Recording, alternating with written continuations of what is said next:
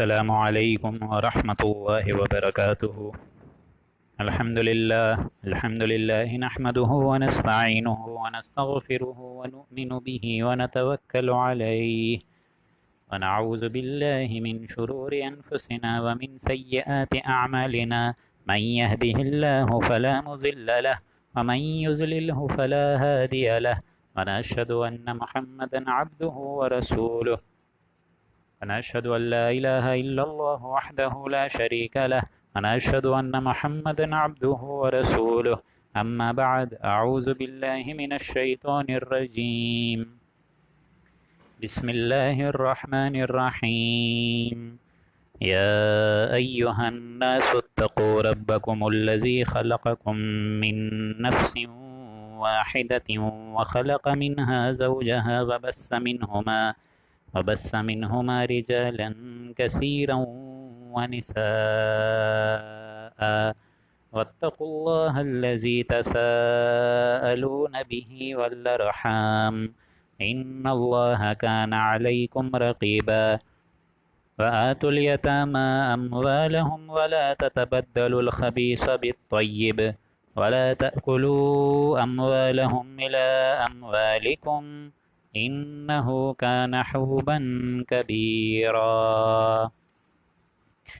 رب اشرح لي صدري ويسر لي امري واحلل عقدة من لساني يفقهوا قولي اللهم انك عفو كريم تحب العفو فاعف عنا برحمتك يا عزيز يا غفار آمین یا رب العالمین۔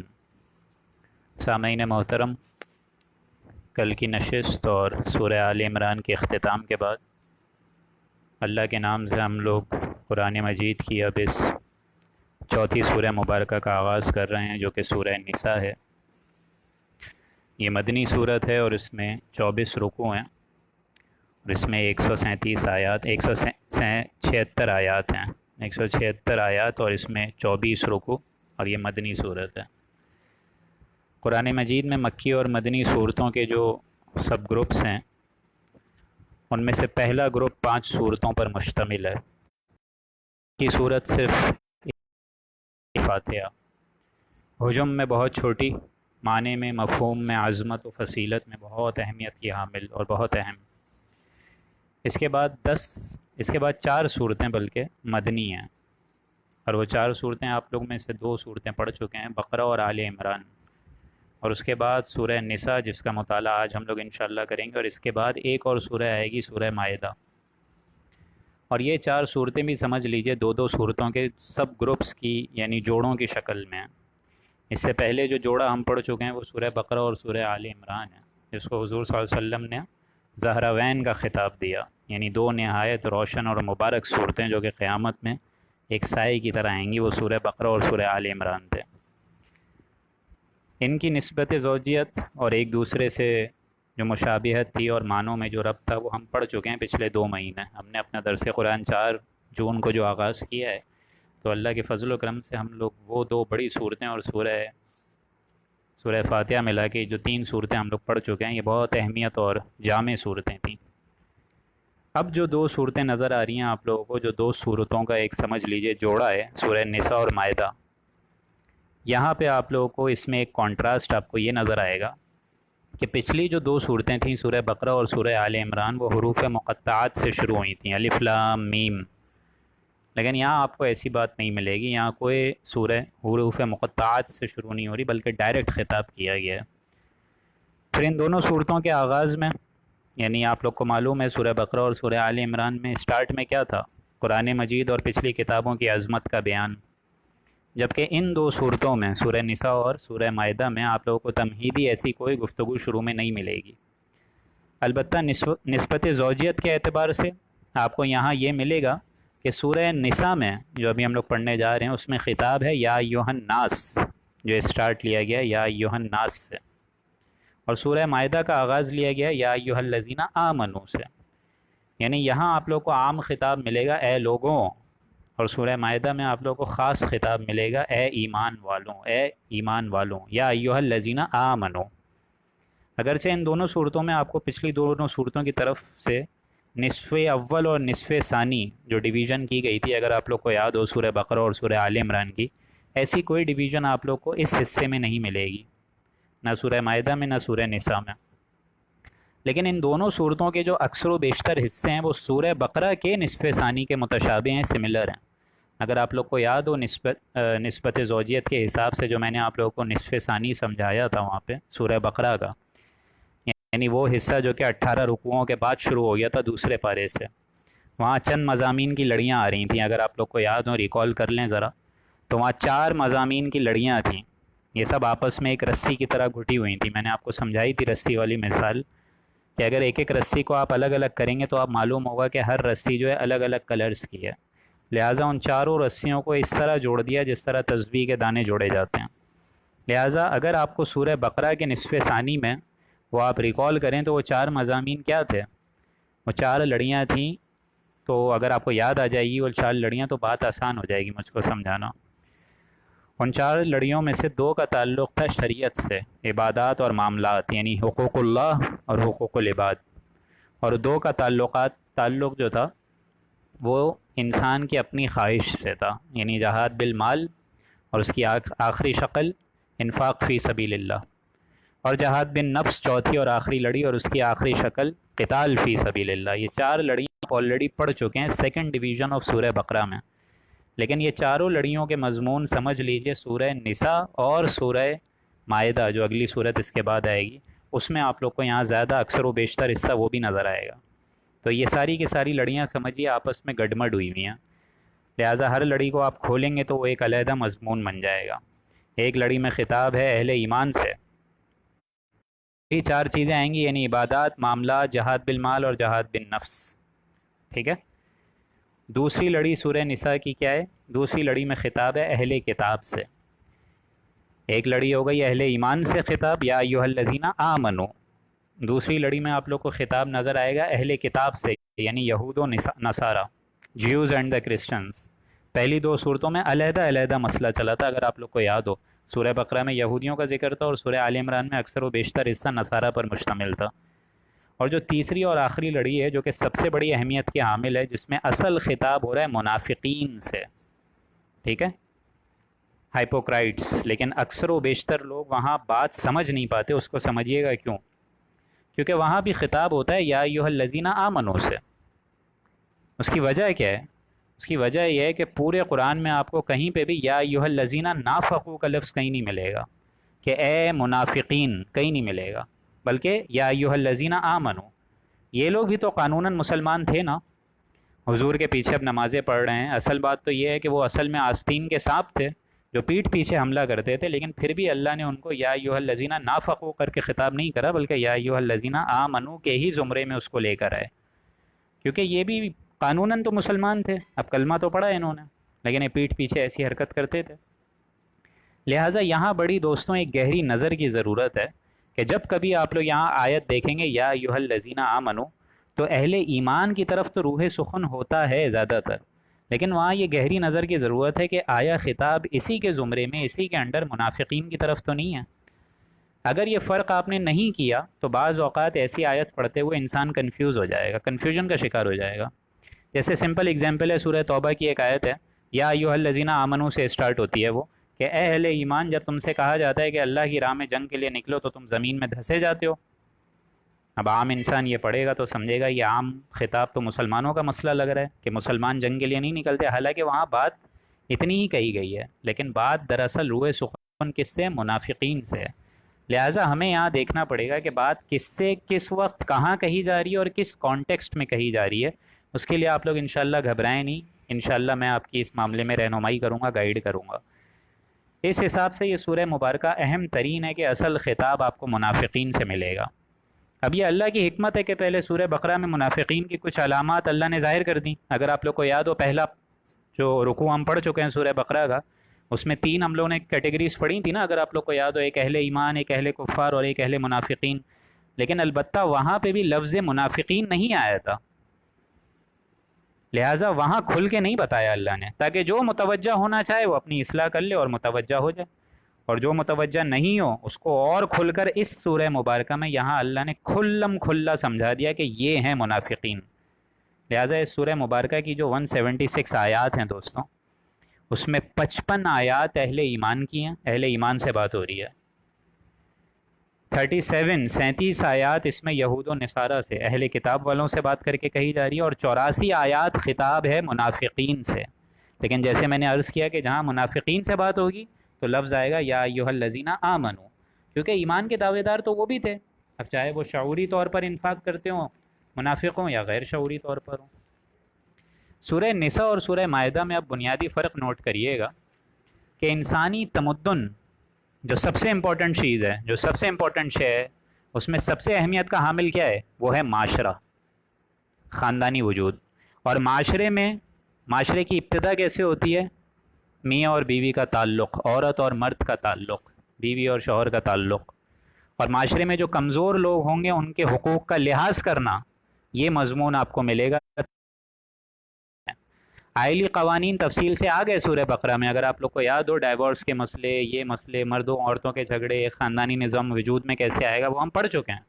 سورہ آل عمران میں صرف ایک سود کی آیت کے علاوہ ہم نے کوئی احکام شریعت وہاں نہیں پڑھے، اکثر و بیشتر ابتدائی آئلی قوانین ہم لوگ وہاں پڑھ چکے ہیں۔ سورہ نساء میں اصل مورل ہے انسانی تمدن، کلچر، اس کی اصل ویلیوز آپ کو نظر آئے گی۔ پھر اس معاشرے میں جو سیکس ڈسپلن ہے وہ کیسے امپوز ہوگا، اور اس کے کیا مسائل ہوں گے، اس کی کیا ڈیلنگ ہوگی، اس کی کیا حدود ہیں، اس کی کیا شرائط ہیں، یہ ساری انسانی تمدن کی بحث آپ کو سورہ نساء میں نظر آئے گی۔ اور سورہ مائدہ میں انسانی تمدن کی جو پیک ہے، جو چوٹی ہے، یعنی اور عدالتی نظام، چوری ڈاکے کا سد باب، ان کی حدود کیا ہوں گی، ان کی سزائیں کیا ہوں گی، ان کی شرائط کیا ہوں گی، وہ سب آپ کو سورہ مائدہ میں نظر آئے گا۔ تو آئی ایم شیور، میں امید کرتا ہوں کہ یہ جو 5 سے 6 منٹ میں نے لیے کہ سورہ نساء اور سورہ مائدہ میں بنیادی فرق کیا ہے، اور سورہ بقرہ سورہ آل عمران میں کامن چیز کیا تھی، اور اس کو کمپیریزن کر کے سورہ نساء اور سورہ مائدہ میں کیا فرق ہے، یہ آئی ایم شیور میں آپ لوگ کو سمجھانے میں کچھ حد تک کامیاب ہوا ہوں گا۔ اور اگر پھر بھی کسی کو بات سمجھ نہیں آئے تو انشاءاللہ پھر دوبارہ ریپیٹ کر دی جائے گی بات، تو امید کرتا ہوں کہ یہ چیز آپ کے ذہن میں بیٹھ گئی ہوگی۔ اب ہم لوگ بسم اللہ کرنے جا رہے ہیں، اللہ کا نام لے کے بسم اللہ کر رہے ہیں۔ اعوذ باللہ من الشیطان الرجیم، بسم اللہ الرحمن الرحیم۔ یا ایھا الناس، اے لوگوں۔ کبھی لوگوں کا معاملہ آتا ہے تو اللہ تعالیٰ بنیادی سد باب کر رہا ہے، ایک دم بیس سے لے کے چل رہا ہے انسانوں کو۔ یا ایھا الناس، یہاں پہ یا ایھا الذین آمنوا نہیں ہے، یہاں پہ یا ایھا الذین کفروا نہیں ہے، بلکہ ایک اسٹریٹ فارورڈ جنرلائزڈ ٹرمینالوجی پیش کی جا رہی ہے کہ اے لوگوں۔ اب دیکھیں معاشرتی مسائل کے ضمن میں گفتگو ہو رہی ہے، تو دیکھیں کتنی خوبصورت اور ایسی بنیادی بات سے شروع کرا ہے۔ یا ایھا الناس، اے لوگوں، اتقوا ربکم الذی، اپنے پروردگار عظیم سے، اپنے رب ذات باری تعالیٰ سے، اللہ سبحانہ و تعالیٰ سے ڈرو۔ الذی خلقکم من نفس واحدہ، جس نے تم سب کو ایک جاندار سے پیدا کیا، وخلق منہا زوجہا، اور اس جاندار سے اس نے اس کا جوڑا بنایا، وبث منہما رجالا کثیرا ونساء، اور ان دونوں سے بہت سے مرد اور عورتیں روئے زمین پہ پھیلا دیں۔ اب یہاں یہ بات نوٹ کرنے کی ہے کہ لفظ آدم کہیں نہیں آیا ہے، اکثر و بیشتر حصے میں لوگ اس کو حضرت آدم اور بیوی حوا کی طرف خطاب کر دیتے ہیں، وہ معاملہ بھی صحیح ہے، درست ہے، لیکن یہاں دیکھیں لفظ آدم نہیں آیا دوستوں، جس طرح سورہ بقرہ کے پہلے رکوع میں مومنین اور کافر، لیکن منافقین کا لفظ نہیں آیا۔ اسی طریقے سے یہاں پہ بھی آپ لوگ کو دیکھیں جو پہلی پوری آیت ہے اس میں حضرت آدم، ہم نے تمہیں بنایا، ایک جاندار سے پیدا کیا، یہ بات بتا دی اللہ نے۔ اب اس سے ایک بات یہاں اکوموڈیٹ ہو سکتی ہے کہ نو ایک ہی ہے، نو ایک ہی ہے، لفظ آدم نہیں ہے اس کا جوڑا بنایا بلکہ نفس سے بنایا۔ اس سے ایک بات جو اکوموڈیٹ ہوتی ہے وہ کافی ہے ثبوت کے طور پہ کہ نو ایک ہی ہے، جن سے دو ہیں، جن سے دو ہیں، لہٰذا ایک ہی نو سے تمہارا جوڑا بنایا ہے ہم نے۔ ہیومن بینگز، ہومو سیپینس، نو تو ایک ہی ہے، اسپیشیز ایک ہی ہے، لیکن سیکشول ڈفرینشیشن کے حساب سے جوڑا بن گیا اللہ نے، کسی کو مرد بنا دیا، کسی کو عورت بنا دیا۔ من نفس واحدہ وخلق منہا زوجہا، اور اس جاندار سے اس نے جوڑا بنا دیا، وبث منہما رجالا کثیرا ونساء۔ اب یہاں سے دیکھیں مراد ہے حضرت آدم، یعنی ان دونوں سے بہت سے مرد اور عورتیں پھیلا دیں روئے زمین پہ۔ یہاں خطاب ہو سکتا ہے حضرت آدم اور بی بی حوا کی طرف، زیادہ روئے سخن ہے، کہ وہاں سے پھیلا دیا اللہ نے بہت سے مرد اور عورتیں. یعنی اگر آپ انسانی تمدن کو دوستوں ریورس آرڈر میں فالو کریں گے تو اس سے ایک کامن اینٹی وجود میں آئے گی, کامن ایک بگننگ وجود میں آئے گی کہ ایک انسانی جوڑا ہے, آدم اور حوا کپل ہیں. تمام کے تمام رشتے, رحمی رشتے, اس رشتے پہ جا کے یونائٹ ہو جائیں گے. بھائی ہیں, بہن ہیں, کزنز ہیں, والدین ہیں, پھر دادا دادی, اور اوپر چلے جائیں نانا نانی, پھر اور اوپر چلے جائیں پر دادا پر دادی, اور اوپر چلے جائیں پر نانا پر نانی. دین دیٹ مینس, اس کا مطلب کیا ہوا کہ all relations will end up on a common couple, that is Adam and Eve, حضرت آدم اور بیوی حوا. منہما رجالا کثیرا ونساء, انہی میں سے مرد اور عورتوں کو زمین میں پھیلا دیا. لیکن پھیلانے کا اصل وجہ کیا تھی؟ واتقوا اللہ, اللہ کا پھر تقوی حاصل کرو. یعنی تمہارے آپسی پھیلانے میں, ایک گھر میں بھی اگر 4 افراد رہیں تو انبن ہوتی ہے, ہم تو پوری دنیا میں پھیلا رہے ہیں ایسے لوگوں کو, تو دنیا میں کوئی معاملہ ہونا چاہیے قانوناً, تو چاہیے کہ انسان آپس میں جھگڑے نہیں. اب مرد یہ تمنا کرے کہ میں عورت کیوں نہیں بن گئی, یا عورت یہ تمنا کرے کہ مجھے مرد کیوں نہیں بنایا گیا, اس پہ اگر لڑائی بھڑائی ہو, یا پھر اس سے بھی اوپر جو مساوات مرد و زن, جو کہ فریڈم آف وائس ہے, کہ عورتیں بالکل آزاد ہونا چاہتی ہیں, اب اس میں بھی کوئی نہ کوئی معاملہ تو ہونا چاہیے نا. لہٰذا یہ معاملہ دوستوں, اب آپ کان کھول کے سمجھ لیجئے, یہ جو ابتدائی سارے کے سارے قانون ہیں, مرد اور عورتوں کے مسائل, ان کے فضائل, سیکس ڈسپلن, ڈیلنگ, اس کی انسانی تمدن کی جڑ, اصل وجہ اور اصل جھگڑے کا سد باب, یہ ساری کی ساری بحث ایک قانون کے زمرے میں رہے تو بہترین ہے. اب وہ قانون وہی فراہم کر سکتے ہیں. اب لوگ اگر قانون بنائیں گے, مردوں کے قانون اگر اللہ نے معاذ اللہ نہیں بنائے ہوتے, فرض کریں ایک ایگزامپل ہے, کسی صدر نے بنائے ہوتے, حکومت نے بنائے ہوتے, حکمران نے بنائے ہوتے, تو کیا ہوتا؟ آپس میں لڑائیاں ہوتی. انسان تو کبھی قانون نہیں بنا سکتا صحیح. تو یہ قانون تو شایان شان اسی ذات کے ہے دوستوں, اسی کو اس کا زیادہ حق ہے جس کی تخلیق مرد بھی ہے اور عورت بھی ہے, جس کے لیے مرد بھی اتنا عزیز ہے جتنی کی عورت ہے, اور جتنے کے لیے عورت بھی اتنی عزیز ہے جتنا کہ مرد ہے. تو اس قانون کو فالو کرنے کا کیا طریقہ کار ہے؟ واتقوا اللہ, اللہ کا تقوی حاصل کرو. بیکاز تقوی نہیں ہو then all these laws will become flawless, and flawless laws has no importance in Islam. واتقوا اللہ, اللہ کا تقوی پھر حاصل کرو. الذی تساءلون بہ والارحام, فقیر بھی اگر مانگتا ہے تو دیکھیں اللہ کے نام پہ مانگتا ہے. یہاں اللہ کیا بتا رہے ہیں؟ جس کے نام پہ ایک دوسرے سے سوال کرتے ہو اس کا تقوی حاصل کرو. قرابت داروں کے بھی معاملے میں ڈرو, میاں بیوی کے آپسی معاملے میں بھی ڈرو, اور سب سے بڑا معاملہ کہ جس کے نام پہ, اللہ کے نام پہ تم ایک دوسرے کے ساتھ سوال کرتے ہو, اسی کے نام پہ مانگتے ہو, تو اس کا ڈر بھی تو رکھو, اللہ کا تقوی بھی تو حاصل کرو. یعنی فقیر بھی اگر مانگتا ہے تو اللہ کے نام پہ ہی مانگتا ہے نا. اور اکثر و بیشتر تمدنی معاملات میں جو گھریلو جھگڑے ہوتے ہیں, جو قتل و غارت تک کی حد پہنچ چکی ہوتی ہے, وہ ختم کیسے ہوگی؟ اس میں بھی اگر اس کو ختم کرنا ہو تو وہاں پہ بھی اللہ کا حوالہ, اپنی عزت سے, اپنی ثنا سے, اپنے اس گھمنڈ سے, اپنے غرور سے باز آ جاؤ, یا اللہ کے غضب کو دعوت مت دو. تو جہاں آخری اپیل کرنی ہوتی ہے وہاں اللہ کا حوالہ دیا جاتا ہے. اگر اللہ کا حوالہ دیا جا رہا ہے تو اس کا تقوی بھی تو اختیار کرو نا, تاکہ فساد اور لڑائی ہو ہی نہ. تو اللہ نے مرد کے حقوق الگ کر دیے ہیں, عورتوں کے حقوق الگ کر دیے ہیں, ان کی ادائیگی کرو. رشتہ داروں کے حقوق الگ ہیں, والدین کے حقوق الگ ہیں, بھائی بہنوں کے حقوق الگ ہیں. اگر ان حقوق کی پیروی کرو گے تو جھگڑا ہوگا ہی نہیں. سمپل سی بات ہے. الذی تساءلون بہ والارحام, اور رحمی رشتے, والارحام, رحمی رشتوں کے معاملے میں ڈرو. بہت اہم ہے یہ رحمی رشتے دوستوں. چچا چچی, خالہ ماموں مامی, بھابھی داماد, یہ سارے, ان سب کا لحاظ رکھو. جیسا کہ حدیث میں آتا ہے, رحمی رشتوں کو کاٹنے والا جنت میں نہیں جائے گا. جو یہاں پہ بڑے مزے سے زندگی گزار رہے ہیں اور بھائی بہنوں سے نہیں بنی ہوئی ہے نا, جن کی چچا چچی ماموں دادا دادی نانا نانی کسی سے نہیں بنی ہوئی ہے, اور سب اپنی فیملی کے گرد بھاگے جا رہے ہیں کہ ہماری اولاد ترقی کرے گی, بھاڑ میں جاؤ والدین. نہیں, ایسا نہیں ہے. رحمی رشتوں کو کاٹنے والا حضور نے فرمایا جنت میں نہیں جائے گا. جنت کے اوپر گیٹ پہ لکھا ہوگا نو انٹری, پھر واپس دنیا میں بھی آنے کا کوئی مرحلہ نہیں ہے. ایک اور حدیث میں فرمایا حضور نے کہ جس کو مال میں برکت چاہیے اور اضافہ چاہیے اپنی زندگی میں, یعنی عمر میں بھی عافیت چاہیے, برکت چاہیے, مال میں بھی برکت اور اضافہ چاہیے, تو اس کو چاہیے کہ وہ رحمی رشتوں کا لحاظ رکھے. کتنی بڑی حدیث ہے. اور ایک اور حدیث مجھے یاد آئی, رحمی رشتے اللہ نے بنائے ہیں, اگر کوئی اور ان کو برقرار رکھے تو اللہ بھی تعلق ایسے بندے سے برقرار رکھے گا. اللہ بھی رابطے میں رہے گا آپ کے، اللہ بھی آپ کے معاملات سنوارتا رہے گا، کوئی تکالیف ہوگی اللہ اس کو دور کرے گا۔ اور اگر کوئی رحمی رشتوں کو توڑے تو اللہ بھی اس سے تعلق توڑ دیتا ہے، یہ حدیث ہے باقاعدہ۔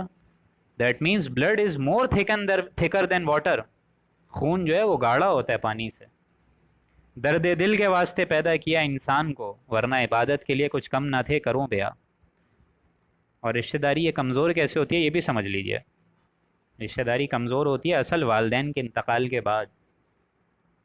اب وہ رحمی رشتے آہستہ آہستہ دور ہونا شروع ہو جاتے ہیں، اس میں وہ محبت انسیت نہیں رہتی۔ جب تک والدین زندہ ہوتے ہیں انسان لگا ہوا ہوتا ہے، بھائی بہنوں کا بھی خیال کرائے۔ جہاں والدین میں سے کسی ایک کا بھی انتقال ہو جائے، دیکھیں آپ لوگ ہر گھر میں بھائی بہن ایک دوسرے کے قتل و غارت کے پیچھے لگے ہوئے ہوتے ہیں۔ کیوں؟ اس کی وجہ آپ نے کبھی سوچی؟ یعنی اپنے لیے جینا تو کیا جینا، دوسروں کے لیے جیے نا انسان۔ یہاں دیکھیں قرآن مجید میں پہلی آیت سورہ نساء کی، والارحام، رحمی رشتوں سے ڈرو، قرابت دار کے معاملے میں اللہ سے۔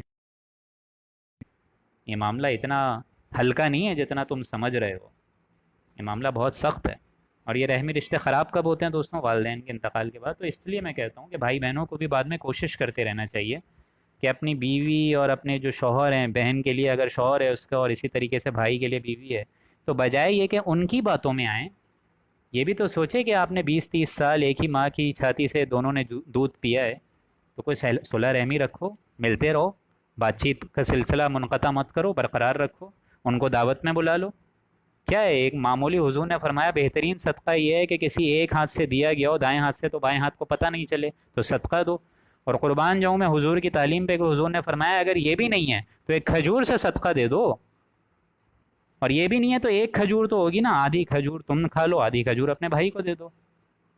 اور اگر یہ بھی نہیں ہے تو کیا عظیم الشان ہمارے نبی کی تعلیم ہے، دیکھیں کیا فرمایا حضور نے، فرمایا اگر یہ بھی نہیں ہے، اتنی مفلسی اور اتنی تنگی کا عالم ہے، تو بھائی کسی کو مسکرا کے دیکھ لو، ہاں بھائی کیا حال ہے، خیریت سے ہو، اور سناؤ کیا چل رہا ہے گھر میں، یہ بول دو۔ یہ بھی نہیں بولتا انسان، ایسا ناک منہ چڑھا کے بات کرتا ہے کہ پتہ نہیں کیا ہو گیا۔ اس طریقے سے بات کر لو کہ بھائی اس کی ٹینشن، اس کی ٹینشنیں دور ہو جائیں، گھر میں پتہ نہیں کیا کیا ٹینشن ہے، مسکرا کے بات کر لو۔ جس کے بارے میں میری امی کہتی ہیں کہ ایک ذرہ بھر پیسے کا ٹکا بھی نہیں لگتا کسی سے مسکرا کے بات کرنے میں، تو اس میں کیا بڑی بات ہے؟ بہی والارحام، اور اللہ نے بتایا ہے کہ اللہ کا تقوی اسپیشلی حاصل کرو رشتہ داری کے معاملے میں، رحمی رشتے۔ ان اللہ کان علیکم رقیبا، اور بالیقین اللہ تعالیٰ تمہارے سب اعمال کو دیکھ رہا ہے، تم اللہ کی سرکردگی میں ہو۔ ان اللہ کان علیکم رقیبا، یعنی اللہ نگہبان موجود ہے۔ یہ ہے دوستوں تقوی کی اصل روح۔ مطلب اگر انسان کو یہ خیال رہے کہ میں کسی کی سپرویژن میں ہوں، کسی کی نگاہ میں ہوں، ایسی نگاہ جو مجھ کو کنٹینوس واچ کر رہی ہے، میرا ہر عمل اللہ کی نگاہ میں سامنے ہے، چاہے میں نے سب دروازے بند کر دیوں، چاہے میں نے سب کھڑکیاں بند کر دیوں، چاہے میں نے سارے پردے لگا دیوں، لیکن ایک آنکھ سے میں نہیں چھپ سکتا، اور وہ نگاہ ہے ذات باری تعالیٰ کی۔ اب یہ دیکھیں حکمت ہے نبوت کی، حکمت نبوت ہے بیسک یہ کہ آپ کتنی عظیم الشان تعلیم ہے حضور کی، کہ آپ نوٹ کریں گے اس بات کو، آپ چیک کریں کہ حضور نے یہ آیت، پہلی آیت سورہ نساء کی، یہ شامل کری ہے نکاح کے خطبے میں۔ کیوں؟ ایک مرد اور عورت میں پھر وہی رشتہ ازواج قائم ہو رہا ہے، رشتہ ازواج قائم ہوا جا رہا ہے۔ آدم کا بیٹا ہے اور حوا کی بیٹی ہے، جس طرح ان سے نسل بڑھی تھی اسی طریقے سے آج اس خوبصورت رشتے سے، کپل سے نسل آگے بڑھے گی۔ لیکن اس معاملے میں بھی اللہ نے کیا فرمایا؟ تقوی، یعنی تقوی نہ ہو تو سمجھ لیجئے سارے معاملات بیکار ہو جائیں گے، انسان کے سارے معاملات۔ میاں بیوی کے رشتے میں بھی اگر تقوی نہیں ہو تو دیکھ لیجئے معاملات بہت خراب حد تک چلے جاتے ہیں۔ اب دیکھیں پہلی آیت کتنی تفصیل تھی اور کتنی خوبصورت تھی۔ اب دوسری آیت میں معاملہ اب اس معاشرے میں ہے کہ جو یتیم کا دبے ہوئے تھے اس جزیرہ نمایاں عرب میں، اور آج بھی دبے ہوئے ہیں، یتیموں کو آج کون پوچھتا ہے؟ ان کو تو سب سے کمزور طبقہ سمجھا جاتا ہے، تو یہ بھی بیچارے دبے ہوئے تھے، پسے ہوئے تھے اس معاشرے میں، ان کا مال جو ہے وہ لوگ کھا جاتے تھے۔ تو یہاں دیکھیں اس آیت میں اس کو ایڈریس کیا گیا، وَآتُوا الْيَتَامَىٰ أَمْوَالَهُمْ، اور جن بچوں کے باپ مر جائیں، یعنی جو یتیم ہو جائیں بیچارے، اموالہم، ان کے مال انہی کو پہنچاتے رہو، یعنی ان کے مال پہ ٹھیکے دار بن کے مت بیٹھ جاؤ، بلکہ حقیقت میں جب تم دیکھو کہ وہ بالغ ہو گئے، ایک تو مال ان کا سیف رکھو اور ان کو پہنچا دو۔ ولا تتبدلوا الخبیث بالطیب، اور تم اچھی چیز سے بری چیز کو گڑمڑ مت کرو، یعنی خبیث چیز کو پاک چیز سے مت ملاؤ۔ ان کے مال میں بھی اللہ سے ڈرتے رہو، اللہ سے ڈرتے رہو، کیونکہ یہ مال جو ہے وہ بیسیکلی یتیم کا ہے، یتیم کے معاملے میں ڈرنا ضروری ہے۔ اور یہ بھی نہیں کہ ان کا مال جو ہے اچھا اچھا تم لے لو اور خراب سا مال اپنا ان کو چپکا دو، یہ بھی نہیں۔ وَلَا تَأْكُلُوا أَمْوَالَهُمْ إِلَىٰ أَمْوَالِكُمْ، اور ان کے مال مت کھاؤ اپنے مالوں سے ملا کر، یعنی یہ اگر تم کو اندیشہ ہو کہ یہ یتیم کے معاملے میں انصاف نہیں کر سکتے ہو، تو یہ بھی نہیں کہ جلدی جلدی مال ہڑپ کر جاؤ، یہ بھی نہیں اپنا گندا گندا مال ان سے ملا لیا اور بس تقوانہ انداز میں اور متقی انداز میں بولا بھائی تعداد تو پوری ہو گئی ہے، نہیں، اس سے یہاں روکا گیا۔ الا اموالکم، اپنے مالوں کے رہنے تک ان سے ان کے مال مت کھاؤ، یہ نہیں کہ گڑمڑ کر کے ملا کے سب ختم کر جاؤ، نہیں۔ انہ کان حوبا کبیرا، اور بے شک یہ بہت بے حیائی کاروائی کرنے کے لحاظ سے بہت بڑا گناہ ہے۔ یہ یتیم کے مال کی قریب تک نہیں جانا، یہ تو آگے آیت آ جائے گی کہ یتیم کے مال کے قریب تک نہیں جانا ہے۔ حضور نے یتیم کے معاملے میں کافی سخت حدیثیں فرمائی ہیں، جو ابھی میں انشاءاللہ آپ لوگ کو آگے بتاؤں گا۔ اگلی آیت میں فرمایا وَإِنْ خِفْتُمْ أَلَّا تُقْسِطُوا فِي الْيَتَامَىٰ، اور اگر تم کو اندیشہ ہو کہ تم یتیم بچیوں کے معاملے میں انصاف نہیں کر سکو گے، یعنی یہ معاملہ اب اسٹارٹ ہو گیا یتیم بچیوں میں، یعنی ایک تو معاملہ ہے فرض کریں یتیم لڑکا ہے تو وہ تو پھر بھی ایک خاص عمر اور عمر کی جوانی کے حصے کو پہنچ کر انڈیپینڈنٹ لائف حاصل کر لے گا نا، لیکن یتیم لڑکی کا معاملہ کیا ہوتا تھا؟ وہ لوگ ان سے شادی کرتے تھے اس جزیرہ نمایاں عرب میں، عرب کا یہ دستور تھا، ایک تو مال بھی ان کو اتھارٹی میں تاکہ آ جائے، تاکہ جیسے ہی ہم اس لڑکی سے شادی کریں گے ان کی مال ان کی وراثت بھی ہمارے حق میں آ جائے گی، اتھارٹی میں آ جائیں گے، ہمارا اختیار ہو جائے گا۔ اور دوسرا یہ کہ ان کے والدین تو اب ہیں نہیں، تو کون ان کے حقوق کے بارے میں باس پرس کرے گا، سوال کرے گا، لہذا جس طرح چاہو ان پہ ظلم کرو۔ اس لیے دیکھیں یہاں بتایا جا رہا ہے کہ ایسا اندیشہ ہو کہ تم ان یتیم بچیوں کے معاملے میں انصاف نہیں کر سکو گے تو ان سے نکاح نہیں کرو۔ وَإِنْ خِفْتُمْ أَلَّا تُقْسِطُوا فِي الْيَتَامَىٰ، اگر تم لوگوں کو اس بات کا اندیشہ ہو کہ یتیم لڑکیوں کے بارے میں انصاف نہیں کر سکو گے، فَانْكِحُوا مَا طَابَ لَكُمْ، تو ان سے اولاً تو نکاح نہیں کرو، تو جو اور عورتیں ہوں فَانْكِحُوا مَا طَابَ لَكُمْ، ان سے نکاح کر لو جو کہ اور عورتیں ہوں، یعنی جو یتیم عورتیں نہیں ہیں ان کے علاوہ، یتیم عورتوں کے علاوہ جو پسندیدہ ہوں، فَانْكِحُوا، ان سے نکاح کرو، مَا طَابَ لَكُمْ، اور جو پسندیدہ ہوں، اور مِنَ النِّسَاء، اور ان عورتوں میں سے حلال بھی ہوں، پسندیدہ ہوں حلال ہوں یعنی مومنہ ہوں، ایسا نہیں کہ کفار کے ساتھ جا کے تم اپنا نکاح کے خطبے بھیج رہے ہو اور نکاح کی پوری ویلکمنگ ایڈریس بھیج رہے ہو، یہ بھی نہیں، لیکن یہ ہے یتیم بچیوں کے ولی بن کر تم ان کی شادی بھی تو کراؤ نا، یہ بھی نہیں کہ یتیم بچیوں کو ایسے ہی لٹکا ہوا چھوڑ دیا، نہیں۔ اب اگر تم نے دوسری جگہ شادی کر لیا تو کیا یتیم کی بچی کو چھوڑ دو گے؟ نہیں، یتیم کے ولی بن کے انڈائریکٹلی تم اس کی کہیں شادی اچھی جگہ کرا دو، یہ اور اچھی بات ہے، یہ اور اچھی بات ہے۔ ما طاب لکم من النساء مثنی و ثلاث و رباع، اور جن عورتوں سے تم نکاح کرو گے ان کی تعداد چاہے 2 ہوں، چاہے 3 ہوں، چاہے 4 ہوں، اس میں کوئی باز پرس نہیں ہے، یعنی 4 شادیوں کی اجازت اللہ کی شریعت نے دی ہے، بالکل دی ہے۔ اس میں ایک شرط آپ سمجھ لیجئے، عدل و انصاف ہو، یہ بھی نہیں کہ ایک دم ایک بیوی کو جو ہے 6 گھنٹے دے دیا، 8 گھنٹے دے دیا، اور دوسری بیوی کو ایک دم معلق کر کے رکھا ہوا ہے کہ نہ وہ شوہر والی ہے اور نہ ہی وہ ڈائیورسڈ ہے، نہیں، سب کو ایکول ٹائم ملے گا، سب کو ایکول ٹائم دیا جائے گا۔ فَانْكِحُوا مَا طَابَ لَكُم مِّنَ النِّسَاءِ مَثْنَىٰ وَثُلَاثَ وَرُبَاعَ، یعنی 2 عورتیں، 3 عورتیں، 4 عورتیں، سب کو ایکول ٹائم دیا جائے گا، بالکل۔ فَإِنْ خِفْتُمْ أَلَّا تَعْدِلُوا فَوَاحِدَةً، اور اگر تم کو ایسا اندیشہ ہو کہ تم ان 4 بیویوں یا 3 بیویوں یا 2 بیویوں میں، یعنی ایک سے زائد بیویوں میں اعتدال نہیں کر پاؤ گے، عدل و انصاف نہیں برقرار رکھ پاؤ گے، کنٹینوس ایکول ٹائم نہیں دے پاؤ گے، فواحدۃ او ما ملکت ایمانکم، تو پھر ایک ہی بیوی پر گزارا کرو، یا جو لونڈیاں تمہارے پاس ہیں ملکیت میں انہی سے نکاح کر لو، کوئی مسئلہ نہیں۔ یعنی جہاں تک دیکھ لیجئے لمٹ ہوگی، ٹائم لمٹ ہوگی، اکاؤنٹ کی جانے والی چیزیں ہوں گی، اس میں برابر کا معاملہ ہوگا، ناانصافی نہیں ہوگی۔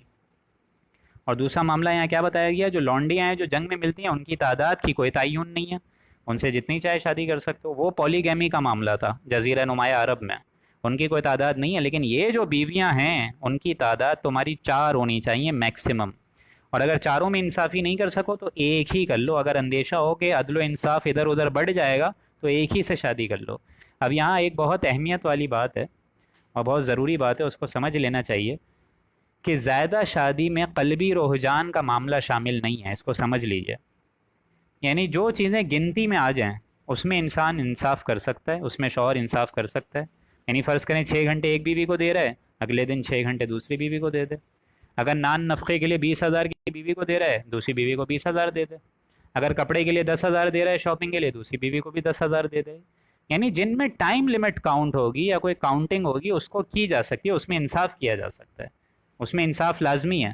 لیکن جہاں تک دلی رجحان کا معاملہ ہے یا دلی میلان کا معاملہ ہے کہ جس پر انسان کا قابو نہیں ہوتا، جس پر ایک بیوی کی طرف زیادہ جانے کا اور زیادہ مقاربت کرنے کا ایک شوق ہوتا ہے، تو اس میں انسان کی کوئی گرفت نہیں ہے، یہ سمجھ لیجئے۔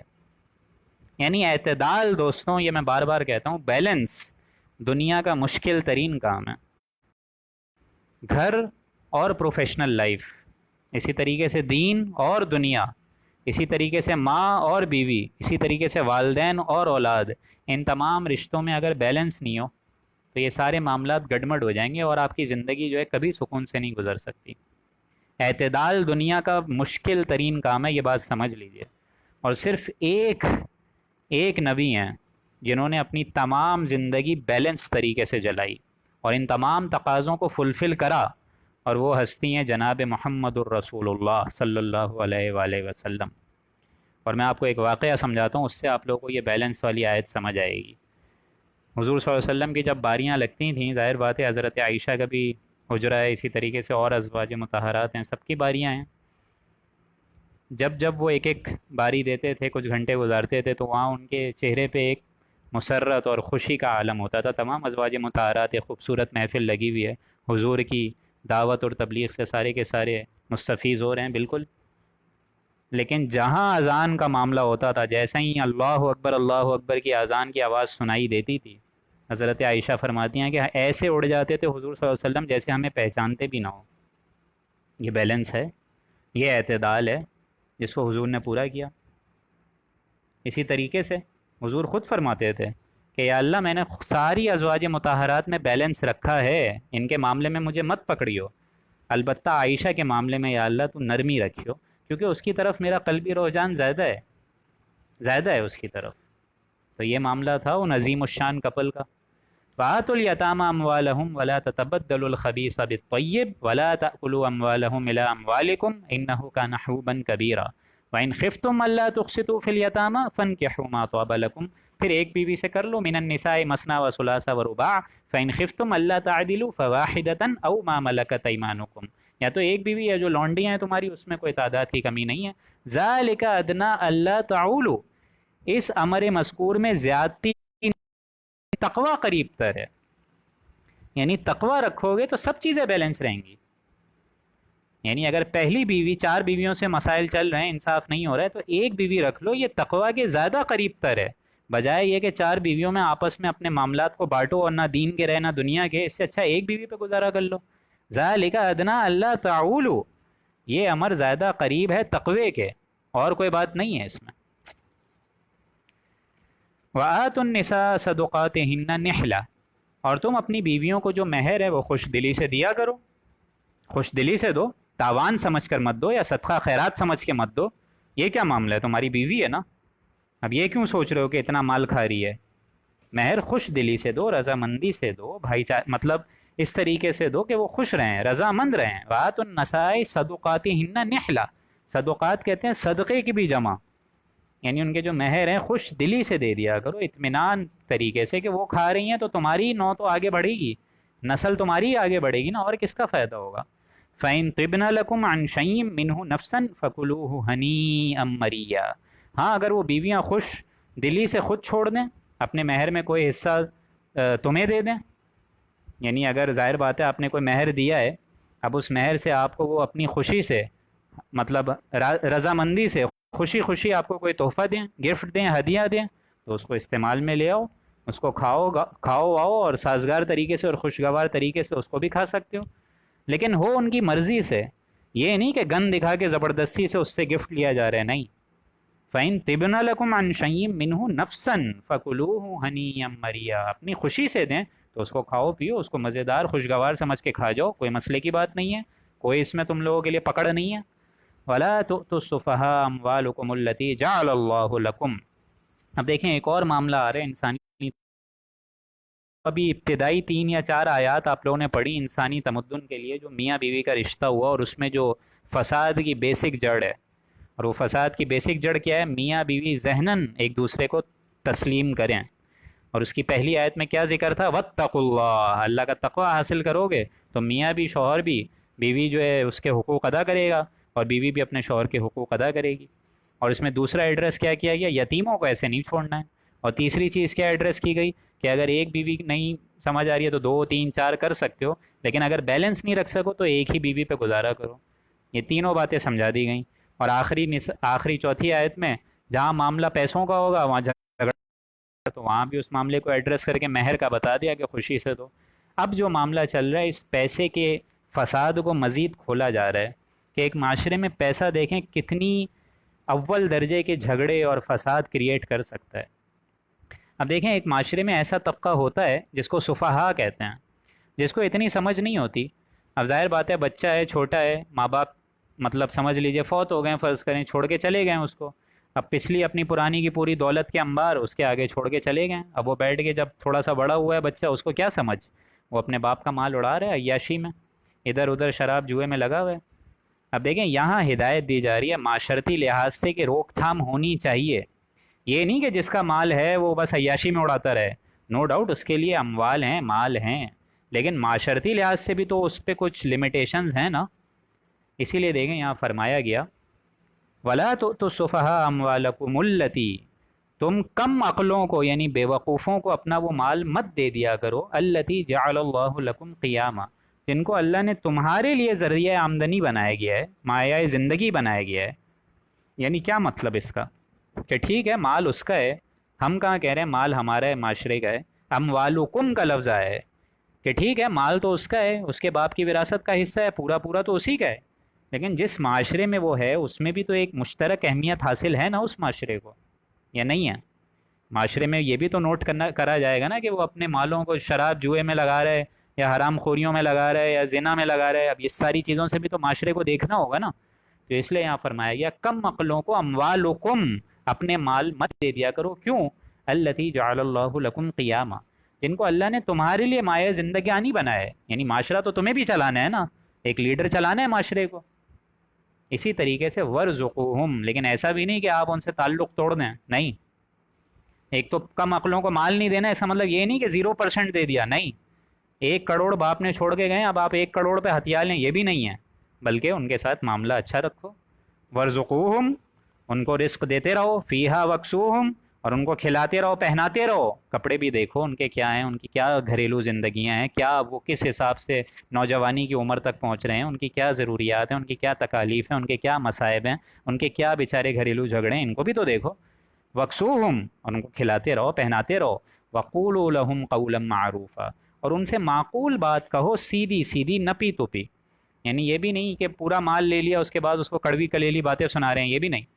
اب ظاہر بات ہے آپ نے جس سے مال لیا ہے وہ بھی تو سوچے گا نا، ایک اس کے اندر بھی تو اللہ نے فطرت رکھی ہے کہ میرے باپ کا سارا مال اس کو کیوں مل رہا ہے، میرا مال ہے یہ تو. اسی وجہ سے دوستوں ایک کورٹ آف وارڈز، یہ سمجھ لیجئے 1797 میں ایک کورٹ آف وارڈز اگست میں وجود میں آئے ایسٹ انڈیا کمپنی کی طرف سے.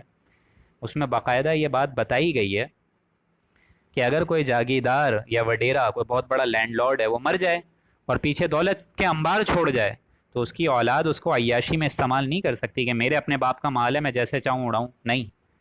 بلکہ کورٹ آف وارڈز اس کو منتھلی سیکشنز دیتے ہیں اس مال میں، تاکہ ضرورتیں اس کی پوری ہو سکیں. یعنی 1 مہینے کے اتنے پیسے لے لو، بقیہ مال آئندہ نسل کے لیے تمہاری جمع رہے گا. یہ کورٹ 223 سال پہلے بنایا ہے انڈیا نے، اور قرآن مجید یہ تعلیم آپ کو تعلیم 1450 سال پہلے. اب آپ سوچ لیجئے قرآن مجید کا یہ اعجاز ہے کہ یہ اللہ کے کلام ہے، اللہ کے کلاموں میں سے بہترین کلام ہے. ورزقوہم فیہا وکسوہم وقولوا لہم قولا معروفا، ان سے بہترین بات کرو. وابتلوا الیتامی حتی اذا بلغوا النکاح، اور تم یتیمیوں کو آزما لیا کرو، ان سے باس پرس کر لیا کرو یہاں تک کہ جب وہ نکاح کو پہنچ جائیں. یعنی ظاہر بات ہے اب نکاح کی عمر تک پہنچ گئے ہیں وہ لوگ، ان کو آپ دیکھ رہے ہیں کہ نکاح کرا جا سکتا ہے ان کا، یعنی اب بچہ چھوٹا نہیں رہا ہے. تو ان کے اندر شعور بیدار جب ہو جائے تو ان کے معاملے میں، نکاح کے معاملے میں ذرا دیکھو، چھان پھٹک کرو، ان کو آزماتے رہو. وابتلوا الیتامی، تم یتیموں کو آزما لیا کرو، حتی اذا بلغوا النکاح، یعنی جب تک وہ نکاح کی عمر تک پہنچ جائے. نکاح کی عمر تک پہنچ جانے سے مراد کیا ہے؟ یعنی ان کے اندر شعور پیدا ہو جائے. یعنی ایسا نہ ہو کہ بچہ جوان ہو رہا ہے تو مال تو دینا ہی دینا ہے، اس لیے جلدی جلدی ان کا مال کھا جاؤ، یہ بھی نہیں. یعنی ان کی شعور تک ان کا انتظار کرو. فَإِنْ آنَسْتُمْ، یعنی اگر ان میں تم دیکھو، فَإِنْ آنَسْتُمْ، اگر ان میں شعور دیکھو کہ اب وہ بلوغت تک پہنچ چکے ہیں اور اب یہ اپنے مالوں کی حفاظت خود کر سکتے ہیں، ان کے اندر یہ امتیاز دیکھو، تمیز دیکھو، رشدن، ایسی بھلائی دیکھو، ایسی ہوش مندی اور ایسی عقل دیکھو اگر تم، فَادْفَعُوا إِلَيْهِمْ أَمْوَالَهُمْ، تو ان کے اموال ان کے حوالے کر دو. یہ بھی نہیں کہ ان کا مال زندگی بھر رکھ کے اپنے اوپر ایک اختیار رکھا ہوئے، نہیں. جیسے ہی بچہ جوان ہو رہا ہو اور نکاح کی عمر تک پہنچ جائے، باشعور ہو جائے، تو ان کے مال دینے میں جلدی کر دو. اور ساتھ ساتھ کیا فرمایا؟ وَلَا تَأْكُلُوهَا إِسْرَافًا وَبِدَارًا أَن يَكْبَرُوا، ان کے اموال کو ضرورت سے زیادہ اکٹھا کر کے مت رکھو کہ یہ خیال ہو ان یکبروا، کہ وہ جلدی جوان ہو رہے ہیں تو جلد از جلد ان کا مال کھا رہو. وَلَا تَأْكُلُوهَا، ان کا مال مت کھاؤ. یعنی یہ بھی نہیں کہ اگر اولاد جلدی جلدی جوان ہو رہی ہے، وہ یتیم بچہ جلدی جلدی جوان ہو رہا ہے، اب ظاہر بات ہے لڑکا جوان ہوگا تو وہ کہے گا کہ میرے اخراجات دیجئے مجھے، تو بجائے وہ عمر ہے آپ فوراً مال کھا جائیں، نہیں، یہ بھی نہیں کرنا. اگر وہ غنی ہے تو اس یتیم کے مال میں کچھ بھی نہیں لے سکتے تم، بالکل نہیں. لہٰذا یہاں اس سے روک دیا گیا کہ جلد از جلد ان کی جوانی سے پہلے ان کے مال ہڑپ مت کر جاؤ. لیکن ساتھ ساتھ کیا خوبصورت تعلیم دی، ومن کانا غنیًا فلیستعفف، جو شخص غنی ہو اس کو چاہیے کہ اس مال میں سے کچھ بھی نہ لے. یعنی ایک شخص کے پاس آلریڈی پیسے ہیں جو اس یتیم کی سپرویژن کر رہا ہے، اس کے پاس پہلے ہی وہ غنی ہے، مال ہے، اس کے باوجود اگر وہ مال کھائے تو یہ انتہائی بہت بڑا گناہ ہے. اس لیے یہاں فرمایا فلیستعفف، جو غنی ہو اس کو اس مال کے قریب بھی نہیں جانا چاہیے. لیکن ایسا بھی تو ہو سکتا ہے نا دوستوں کہ یہ جو یتیم کے مال کی خود حفاظت کر رہا ہے وہ خود فقیر ہے، وہ خود غریب ہے، اس کے خود لالے لگے ہوئے ہیں، پھر کیا ہے؟ اب دیکھیں کیا خوبصورت تعلیم، ومن کانا فقیرن، جو شخص خود حاجت مند ہو، خود مفلس ہو، فلیأکل بالمعروف، تو وہ مناسب مقدار سے اس یتیم کے مال میں سے بھی اگر کھا لے گا تو کوئی مذائقہ نہیں ہے، کوئی حرج نہیں ہے، لیکن ہو معروف طریقے سے. یہ بھی نہیں کہ پورے اگر 10 روپے کی ضرورت ہے تو آپ 100 روپے کھا جائیں، یہ بھی نہیں. اب دیکھیں اسلام کی تعلیم بڑی فطری ہے دوستوں، یہ دین فطرت ہے، یہ کوئی کرسچینٹی جیسا مذہب نہیں ہے یا ہندوازم جیسا مذہب نہیں ہے. نیچر سے اگینسٹ آپ کو پورے اسلام میں، پوری شریعت میں کوئی چیز نہیں ملے گی، یا بندشیں نہیں ملیں گی، کوئی لمیٹیشنز نہیں ملے گی، برابری ہوگی، مشکل نہیں ہوگی. اس لیے فرمایا فَإِذَا دَفَعْتُمْ إِلَيْهِمْ، جب تم ان کے مال ان کے حوالے کر دو، اموالہم، ان کے مال ان کے حوالے کر دو، فَأَشْهِدُوا عَلَيْهِمْ، تو ان پر بھی گواہ بنا لو کہ یہ چیزیں ان یتیم کے میرے تحویل میں تھی، 10 سال میں نے اس یتیم کی کفالت کری ہے، اب میں اس یتیم کو اس کے مال پورے دے رہا ہوں، تو اب لکھت پڑھت کر لو. وَكَفَى بِاللَّهِ حَسِيبًا، اب یہ معاملہ تو اللہ کا ہے کہ وہ حساب لے لے گا، حساب لینے کے لیے وہ کافی ہے. لیکن دنیا کے معاملے میں اس نے گواہی، لکھت پڑھت، ڈاکیومنٹیشن، ان سب کے معاملات رکھے ہیں، باقی اللہ حساب کتاب آخرت میں آرام سے لے لے گا. وَكَفَى بِاللَّهِ حَسِيبًا، اللہ تعالیٰ آرام سے حساب لینے میں کافی ہوگا. اب ایک اور آیت آ رہی ہے لِلرِّجَالِ نَصِيبٌ. اچھا یہ رکوع تھوڑا تفصیل سے ہے تو آپ لوگوں کو ابھی بھی کچھ آیات رہتی ہیں تو میرے خیال سے کمپلیٹ کر لینا چاہیے انشاءاللہ، اگر آپ لوگ تھکے نہیں ہیں. ابھی بھی 2 آیات رہتی ہیں، 2 یا 3 آیات رہتی ہیں. لِلرِّجَالِ نَصِيبٌ مِّمَّا تَرَكَ الْوَالِدَانِ وَالْأَقْرَبُونَ. اب دیکھیں ایک تو معاملہ چل گیا یتیموں کا، اب اس کے بعد دوسرا پھر یہاں پہ رخ جو ہے وہ ڈائیورٹ ہو رہا ہے مردوں اور عورتوں کے وراثت کے معاملے میں. یہاں پہ معاملہ اب دوبارہ، اب وراثت کے جو اصل تفصیلی احکام ہے وہ تو آپ لوگوں کو چوتھے رکوع میں انشاءاللہ نظر آ جائیں گے جمعے کے دن. لیکن اصل بات یہاں بتائی جا رہی ہے کہ خاندانی وجود میں جو معاشرہ قائم ہوتا ہے اس میں اصل بیس ہیں مرد اور عورتیں، یہ اصل بیس ہے. اب اللہ کو تو معلوم تھا کہ مرد جو ہیں وہ عورتوں کو دبائیں گے، وراثت میں حق نہیں دیں گے. ہندوانہ مذہب میں کیا ہے، وہ کیا کہتے ہیں، وہ کہتے ہیں کہ عورتوں کو یہیں حصہ دے دو، دان جہیز، کہ جہیز کا کانسیپٹ بنا کر بیٹی کو یہیں سے رخصت کر دو. اب اس گھر پر یا وراثت یا شریعت پر اس کا کوئی حق نہیں ہے، کوئی حصہ نہیں ہے، جاؤ یہاں سے جہیز لے جاؤ اپنا اٹھا کر، ساری کفالت تمہاری شوہر کرے گا. لیکن اسلام دوستوں وہ واحد مذہب ہے جہاں عورتوں کو اپلفٹ کیا گیا ہے. اکثر و بیشتر عورتیں روتی ہیں کہ ہمیں حقوق نہیں دیے، حقوق نہیں دیے. وہ تو آپ کے مردوں نے نہیں دیے نا، اسلام نے تو دیا ہے نا. ہمارے معاشرے کا المیہ اور افسوس جس میں مجھے بہت غصہ بھی آتا ہے وہ یہ ہے کہ اسلام نے جو مردوں کو حقوق دیے ہیں عورتوں کے، بدقسمتی سے ہم نے بھی، مردوں نے بحیثیت مرد، میں بھی شاید اس میں انکلوڈ ہوں گا، کہ ہم نے عورتوں کو بھی وہ حقوق نہیں دیے بدقسمتی سے، حالانکہ اسلام نے تو دیے ہیں، اسلام نے بالکل دیے ہیں۔ پورے قرآن نے، سورہ نساء دیکھ لیجئے آپ لوگ، پورے قرآن میں سورہ رجال آپ کو کہیں نہیں ملے گی، لیکن سورہ نساء کا ہم مطالعہ کر رہے ہیں۔ اسلام میں عورتوں کا حصہ اللہ نے وراثت میں رکھا ہے۔ اب یہ بات اور ہے کہ بھائی سب اس کو حصہ نہ دیں، کھا جائیں اس کا حصہ، تو اس کی پکڑ اللہ کے نزدیک بہت بڑی ہے، لیکن اسلام تو غلط نہیں ہوا نا اس معاملے میں، اللہ نے تو حق دیا تھا۔ یا بہن کا شوہر ہے، وہ والدین کی حیات میں حصے کے لیے بھائی سب کو آمادہ کرنا شروع کر دے، تو یہ دونوں ایکسٹریمز اگر ہوں گی تو اس کے سوا کیا ہوگا کہ پورا معاشرہ جھگڑے کی اور فساد کی نظر ہو جائے گا۔ تو وراثت کا معاملہ ہے، والدین کے انتقال کے بعد، اس سے پہلے اگر اولاد، یہ بھی سمجھ لیجئے والدین کے انتقال کے بعد ہوگی وراثت تقسیم، یہ بھی نہیں کہ والدین کے انتقال سے پہلے کہ اولاد جو ہے وہ ڈیمانڈ کرے کہ میرے حیات میں ہی، آپ لوگ کے حیات میں ہی یہ گھر کا بٹوارا ہو جائے، یہ بھی نہیں، اولاد اس کو ڈیمانڈ نہیں کر سکتی۔ اگر ایسی اولاد اس کو والدین کی حیات میں ڈیمانڈ کرے تو میرے نزدیک وہ انتہائی گھٹیا، دل سے اتر جانے والی اولاد ہے۔ ایسی اولادوں کو اپنے باپ کی تکالیف کا اندازہ نہیں ہوتا دوستوں، کہ کس محنت سے وہ ایک بوڑھا شخص جو ہے وہ گھر بناتا ہے، پھر وہ جب دیکھتا ہے کہ اولاد اس کی حیات میں ایسی ایسی ڈیمانڈز کر رہی ہے تو وہ کہتا تو کچھ نہیں ہے لیکن بوڑھا ہو چکا ہوتا ہے، افسوس کرتا ہے دیکھ کے اس معاملے کو۔ اس لیے دیکھیے اس آیت میں فرمایا للرجال نصیب مما ترک الوالدان والاقربون، اللہ نے مردوں کا معاملہ اس آیت میں الگ بیان فرمایا، عورتوں کا الگ، کیونکہ اللہ کو معلوم تھا کہ مرد عورت ہوں گے روئے زمین پہ، فساد تو ہوگا، جھگڑے ہوں گے، مردوں کی الگ زندگی ہے، عورتوں کی الگ زندگی ہے، مردوں کے الگ حقوق، عورتوں کے الگ حقوق۔ اس لیے دیکھیں کتنی پیاری تعلیم دی جا رہی ہے، الگ الگ ایڈریس کر کے سمجھائی جا رہی ہے بات۔ للرجال نصیب مما ترک الوالدان والاقربون، مردوں کے لیے حصہ ہے اس چیز میں سے جو اس کے ماں اور باپ ترکے میں سے چھوڑ دیں، وراثت میں سے چھوڑ دیں۔ والاقربون، اور قرابت دار کا بھی حصہ ہے، یہ بھی نہیں کہ صرف بیٹوں ہی بیٹوں کا حصہ ہے، نہیں، قرابت دار والاقربون، اس سے بھی آپ لوگ اندازہ لگائیں کہ قرابت داروں کی، رحمی رشتوں کی کتنی اہمیت ہے۔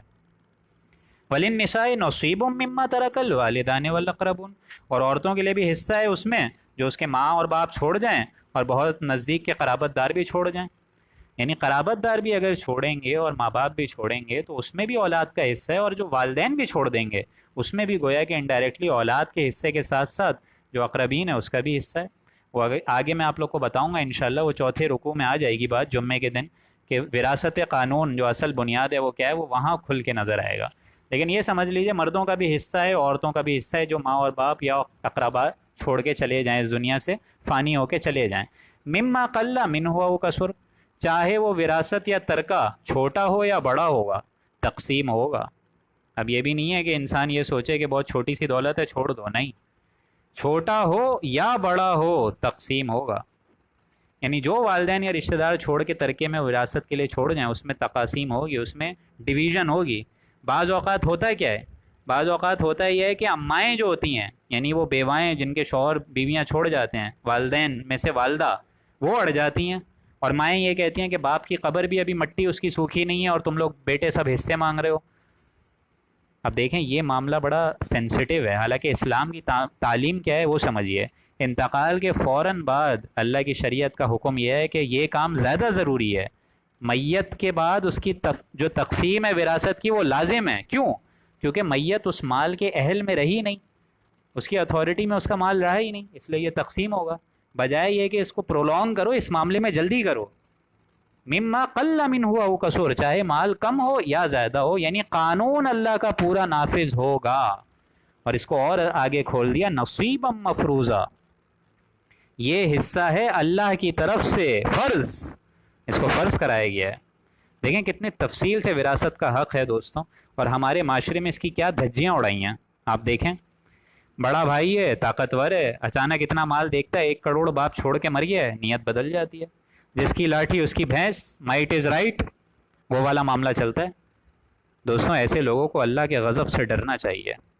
ایک طرف تو نماز ہے، روزے ہیں، عمرے ہیں، حج ہیں، قربانی ہے، سب ہے، اور دوسری طرف شریعت کے وہ احکام جو اتنے تفصیل سے ہیں، ان کی دھجیاں اڑائی جا رہی ہیں۔ رہ گئی رسم اعضاء، روح بلالی نہ رہی، فلسفہ رہ گیا، تلقین غزالی نہ رہی۔ آگے فرمایا وَإِذَا حَضَرَ الْقِسْمَةَ أُولُو الْقُرْبَى وَالْيَتَامَى وَالْمَسَاكِينُ اور جب وراثت تقسیم کے وقت، یہ دیکھیں کتنا سینسٹیو معاملہ آ رہا ہے کہ اب آپ دیکھیں وراثت تقسیم ہو رہی ہے، اس وقت آپ پہنچیں اولو القرب والیتامى، یتیم والمساکین، اور غریب لوگ، مسکین لوگ، فرزقوہم، تو ان کو بھی اس ترکے میں سے کچھ دے دو، ان کو بھی ترکے میں سے کچھ دے دو نا۔ کیوں؟ کیونکہ جب یہ لوگ تقسیم کے وقت آ جائیں گے، اتنا مال دیکھیں گے، اب ان کے اندر احساس محرومی پیدا ہوگی یا نہیں؟ کتنی خوبصورت تعلیم ہے دیکھیں قرآن مجید کی۔ لہٰذا ان کو بھی دے دو کچھ، اس کا مداوع کر دو، اچھے طریقے سے بات کر لو، فرزقوہم من، ان کو بھی دے دو، وقولوا لہم قولا معروفا، اور ان سے بات کر لو اچھے طریقے سے، معروف طریقے سے، جھگڑا مت کرو۔ یہ نہیں کہ ان کو جھڑکنا بیٹھ جاؤ کہ یہ ہماری وراثت تقسیم ہو رہی ہے، تم یہاں سے کہاں سے آ گئے، پچھلے سال تو پوچھا نہیں، اب جیسے ہی باپ میرا مر گیا اس سے پوچھنے آ گئے، نہیں، یہ نہیں۔ یا اتنا مال دیکھ کر لالچ آ گیا وغیرہ وغیرہ، جو انسان بولتا ہے، آج بھی انسان بول رہا ہے، نہیں، قرآن بول رہا ہے وَقُولُوا لَهُمْ قَوْلًا مَعْرُوفًا، ان سے بات کرو بڑے بھلائی سے، عمدگی طریقے سے، یعنی جھگڑا نہیں ہو، پیار محبت سے۔ اب مال تم کتنا سمیٹو گے، تم مجھے بتاؤ، 1 سال گزارا ہو جائے گا، 2 سال، 10 سال، پھر مر کے تو ہمارے پاس ہی آنا ہے نا۔ تو یہ ذرہ بھر کے مال کے لیے اللہ کی دھجیاں کیوں اڑا رہے ہو، اللہ کے اس شریعت کی دھجیاں کیوں اڑا رہے ہو، معاذ اللہ؟ کیوں اللہ کے احکامات کو ایک دم ہوا میں اٹھا رہے ہو؟ نہیں، اس طرح مت کرو۔ کیوں ذرا سے مال کے لیے اپنی قبر کو پتلا کر رہے ہو، تنگ کر رہے ہو؟ مت کرو ایسا۔